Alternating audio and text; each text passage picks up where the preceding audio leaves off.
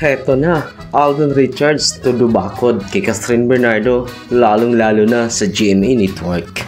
Inaantay ng karamihan ang paglalantad ng katotohanan. Thank you! Hi, Cass! Hi, Cass! Salamat! Mga kapuso! Showbiz Celebrity Updates. You can still go, even when you feel slow, you can still go, even when there's no hope, you can still go. Subscribe for more info. Still go.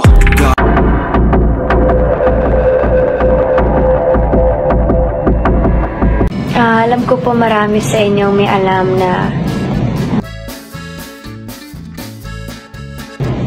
mas may responsibilidad po kami. Alden Richards nakabakod kay Catherine Bernardo sa studio ng GMA Network. Naging guest kasi si cast sa programa ni Dong Dantes at ang buong cast ng Hello Love Again.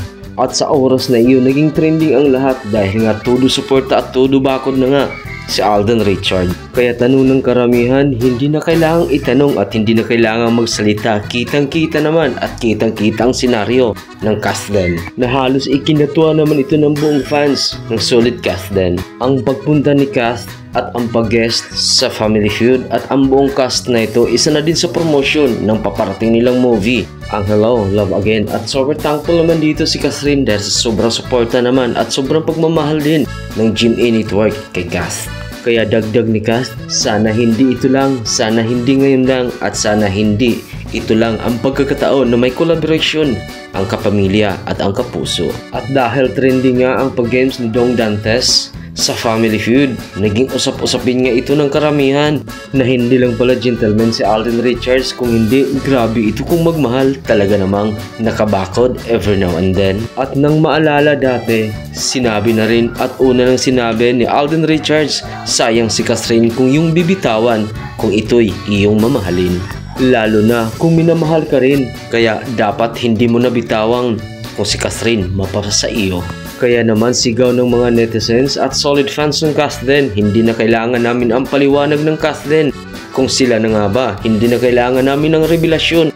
Kung sila na nga ba, kitang-kita naman namin. Sabi nga nila, actions speak louder than words. Na talaga namang ibang-iba si Catherine Bernardo dati kaysa ngayon. Sobrang masiyahin si cast at super enjoy sa lahat ng kanyang ginagawa. Gayon na rin naman si Alden Richards. Super ganda, sabi nga nila, super ganda na ng ngiti ni Alden Richards.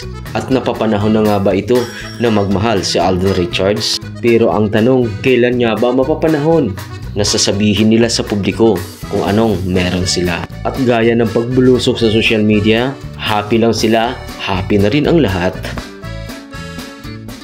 Ang gaan na word settle down. But ano yung kaakibat ng settling down?